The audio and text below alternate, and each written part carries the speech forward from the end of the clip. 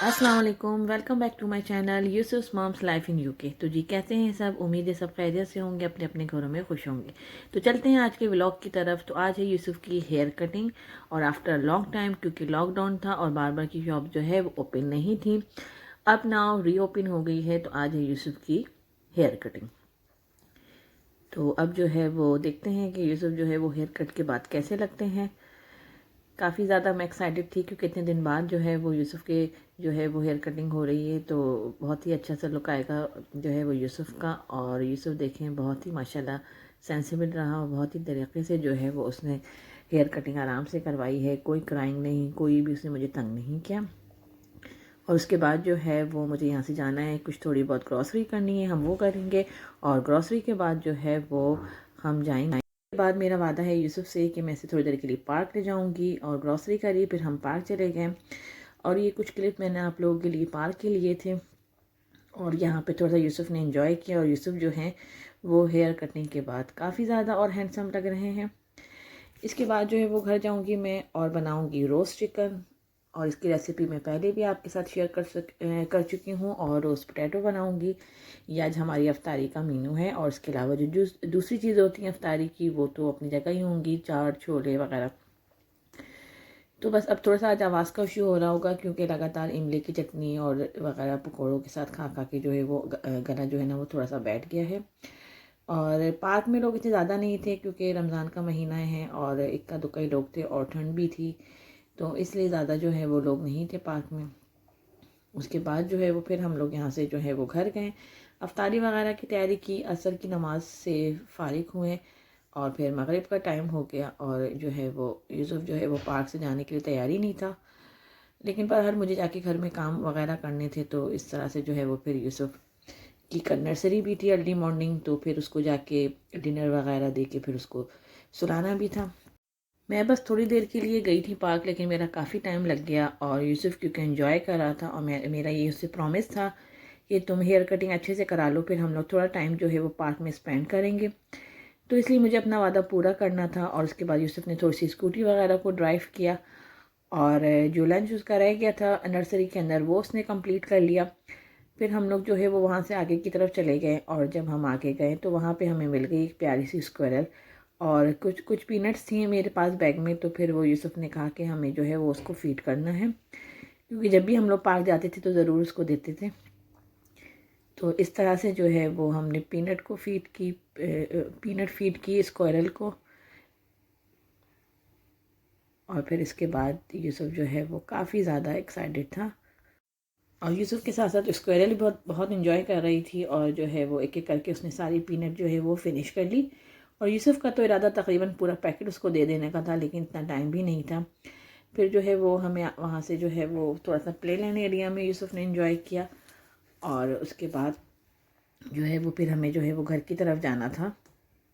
अल्लाह ताला ने कितने खूबसूरत खूबसूरत जानवर पैदा किए हैं और किस तरह से अल्लाह ताला जो है वो इनके रिस्क का जो है वो बंदोबस्त कर देता है और इसबाब पैदा कर देता है उनके लिए। और इसी तरीके से हम इंसानों के लिए भी वो रिस्क का बंदोबस्त कर देता है, लेकिन हम नहीं समझते।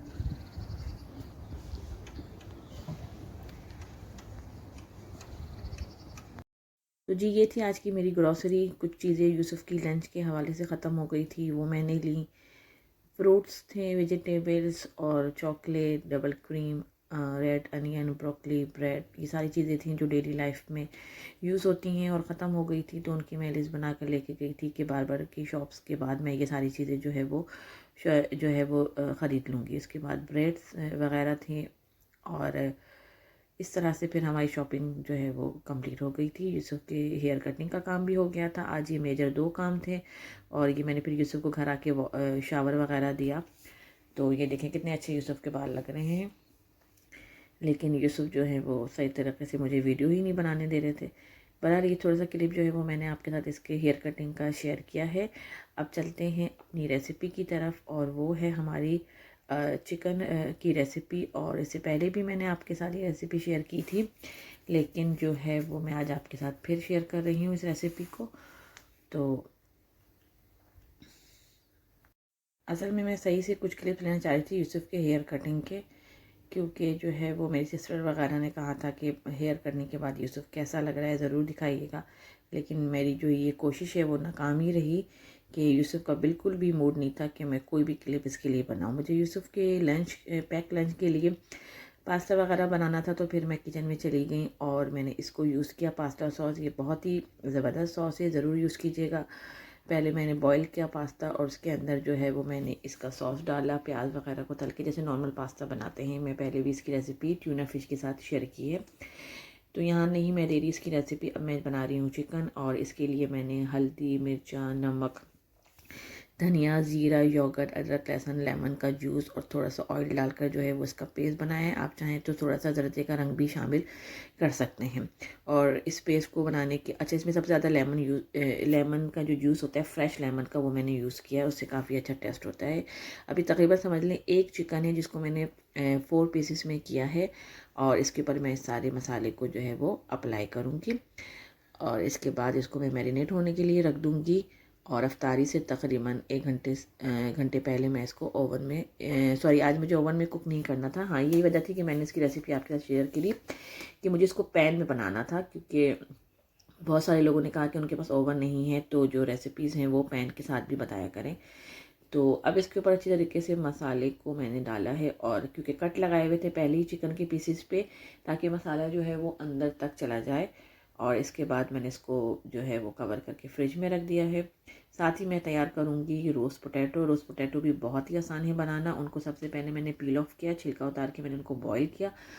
इतने बॉईल हो जाएं कि बहुत ज़्यादा नरम नहीं हो, और जब वो इतने बॉईल हो जाएं तो उनका पानी फेंक देंगे। उसके बाद उनके अंदर जो है वो लेमन जूस आप डालें, पेपरिका पाउडर डालें एंड सॉल्ट एंड पेपर डालें।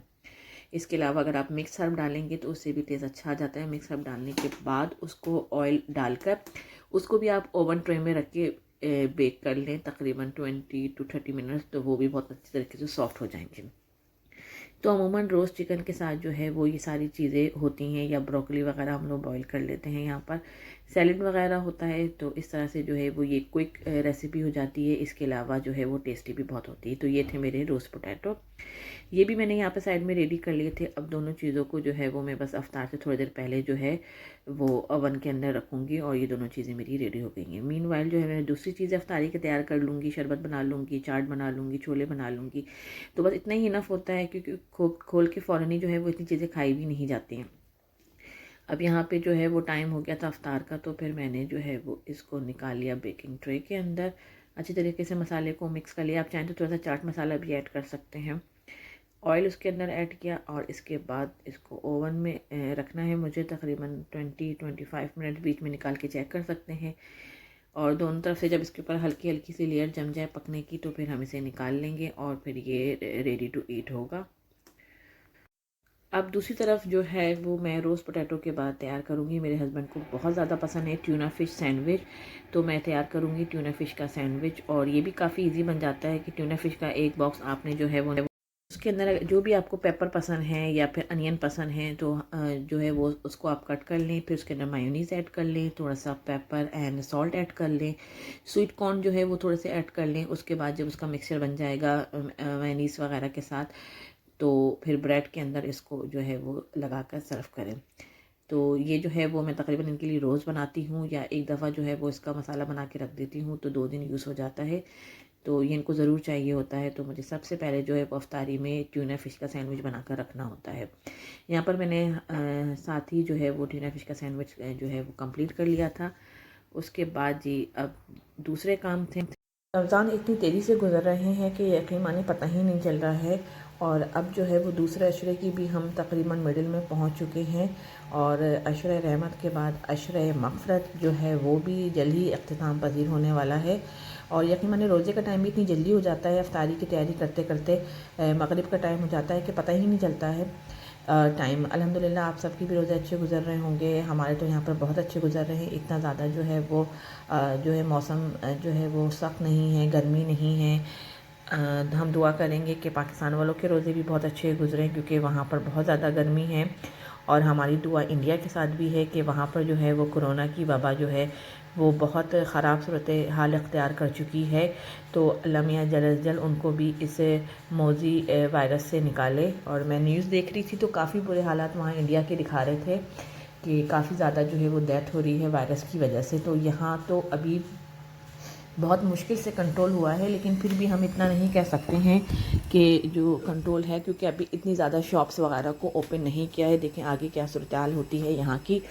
तो दुआ यही है कि जल्द अज़ जल्द जो है वो इसका ख़ात्मा, इस वायरस का ख़ात्मा जो है वो पूरी दुनिया से जल्द हो जाए। अब जो है वो यहाँ पर शरबत, मुझे कोई शरबत तैयार करना था और मैंने फिर उसको भी रेडी कर लिया। मीनवाइल में साथ साथ टेबल भी सेट करती गई थी। और जो है वो उसके बाद जो है वो हम लोगों ने जो है वो रोज़ा खोला, मगरिब की अज़ान हो गई थी। उसके बाद जो है वो यूसुफ़ की लंच की तैयारी थी, क्योंकि यूसुफ़ की कल फुल डे नर्सरी थी। और मैंने कहा कि चलो साथ ही साथ जो है वो इसका लंच भी मैं रेडी कर लेती हूँ, क्योंकि पास्ता तो बन चुका था। फिर मैंने एक साइड पे पास्ता रखा, कुछ फ्रूट रखे और जो है वो कुकम्बर और कैरेट को काट के रखा। तो तकरीबन कभी यूसुफ़ तकरीबन ज़्यादातर फिनिश कर लेता है और कभी थोड़ा बहुत जो है वो बचा हुआ होता है, तो वो फिर घर आके फिनिश कर लेता है। तो मैं जो हूँ वो जो है वो शाम में अफ्तारी के साथ साथ ही जो है वो इसका लंच भी रेडी कर लेती हूँ। बकिया जो है वो दूसरी चीज़ें, कपड़े वगैरह सब भी मैं शाम में ही जो है ना वो इसके रेडी कर देती हूँ, ताकि सुबह जो है वो बस फटाफट जो है वो उसको रेडी करके जो है वो नर्सरी पहुँचाना हो। क्योंकि फिर सुबह में इतना टाइम नहीं होता कि इंसान उस वक्त लंच जो है वो पैक लंच बनाए और कपड़े वगैरह रेडी करे। तो पहले से अगर आप प्रिपरेशन कर लें, साथ ही साथ कामों के निपटा लें, तो सुबह में आपको प्रॉब्लम नहीं होती है। फिर वैसे भी सहरी के बाद इंसान सोता है और फिर फ़ौरन ही बच्चों के स्कूल के लिए उठना पड़ता है, तो उस दौरान भी इतना टाइम नहीं होता है कि आप जो है वो ये सब काम करें। तो बेहतर ये है कि इस तरह से अपना रूटीन जो है वो बनाएं कि जो सुबह वाले काम हैं जो हो सकते हैं वो भी साथ साथ हो जाए। फिर यहाँ पे पूरा मैंने इसका पैक लंच जो है वो एक्स्ट्रा चीज़ें जैसे देती हूँ मैं साथ उसके, तो वो सब भी जो है वो मैंने रेडी कर लिया था। इसके बाद मैं आपको दिखाऊंगी कि जी चिकन की जो है वो क्या सूरत हाल थी जब मैंने उसको जो है वो आज ऊपर ही बनाया है पतीली के अंदर रख के। तो उसमें भी काफ़ी कुक हो गया था, लेकिन एक बात याद रखना है आपको कि उसके अंदर आपको पपीता डालना है चिकन में। अगर आप ओवन में बना रहे हैं तो उसके लिए इतनी ज़रूरत नहीं है, लेकिन अगर आप ऊपर बना रहे हैं चूल्हे के ऊपर या खुले मुँह के बर्तन के अंदर बनाना चाह रहे हैं, तो फिर आप उसके लिए जो है वो आपको पपीता यूज़ करना पड़ेगा, या मीट टेंडर जो कि होता है वो आपको यूज़ करना पड़ेगा। तो उस तरह से ये है कि ज़रा जल्दी जो है वो आपका चिकन गल जाएगा। एनीवे चिकन जल्दी गल जाता है, लेकिन क्योंकि ये हड्डियों के साथ होता है तो थोड़ा सा जो है ना वो इसको ज़्यादा टाइम लग जाता है। और फिर इस तरीके से पकाना है कि इसमें जो है ना वो नीचे से जो वो लगे भी नहीं चिकन। तो पहले आपने जो है ना इसको फ़ौरन कवर नहीं करना है, ताकि जो है वो अगर आप कवर कर देंगे तो ऐसा पानी हो जाएगा और पानी में पकेगी। तो फिर मेरी चिकन रेडी हो गई थी। अब जो थी वो उसके बाद फरमाइश पे फरमाइश थी, तो इसके बाद कश्मीरी चाय की फरमाइश थी मेरे हस्बैंड की तरफ से। और अभी मैं इतना थक चुकी थी चिकन को रेडी करके, फिर मैं यूसुफ़ को आज पार्क भी ले गई थी, हेयर कटिंग भी थी, ग्रॉसरी भी थी। तो मैंने जो है ना वो बस इस पैकेट वाली कश्मीरी चाय से ही काम चला लिया, और ये भी सबको बहुत पसंद आई। अदरवाइज़ जो कश्मीरी चाय का नॉर्मल तरीका है, जिस तरीके से बनती है, वो काफ़ी जो है वो मुश्किल भी है, और फिर अभी मूड नहीं था। तो ये पैकेट वाली है, अक्सर मीट शॉप वगैरह पे मिलती है, तो काफ़ी अच्छी थी। फ़र्स्ट टाइम ही मैंने ट्राई की थी, मेरी सिस्टर इन लॉ ने मुझे ला के दी थी। तो फिर मैंने कहा चलो आज इसको ही हम बना के देख लेते हैं। तो ये बस एक साशे 1 कप के लिए है, और इसके अंदर दूध गर्म करके डालना है और ये पैकेट डालना है। फिर अगर आपको पसंद हो तो ऊपर से आप जो है वो पिस्ता और बादाम वगैरह ऐड कर लें, जो कि कश्मीरी चाय का होता है, जिससे लुत्फ़ दुबाला हो जाता है। तो बस मैंने 3 जो है वो यहाँ पे कप तैयार किए थे, एक अपने लिए, एक अपने हस्बैंड के लिए और एक अपनी मदर इन लॉ के लिए, और एक एक पैकेट मैंने उनके अंदर जो है वो साशे का डाला है। इसके बाद मैंने दूध को अच्छी तरीके से गर्म किया, दूध अच्छा गर्म होना चाहिए, और 3 कप में मैंने दूध ऐड किया है। फिर जिसको शुगर चाहिए थी शुगर ऐड किया है, और कुछ लोग शुगर नहीं पियेंगे तो उनमें नहीं डाली है मैंने। फिर उसके ऊपर से गार्निश करने के लिए मैंने पिस्ता बादाम ऐड किया, और ये हमारी कश्मीरी चाय क्विक रेसिपी के तहत बन गई है। ये देखिए कितना अच्छा पिंक कलर आया है। एक साशे 1 कप के लिए इनफ है।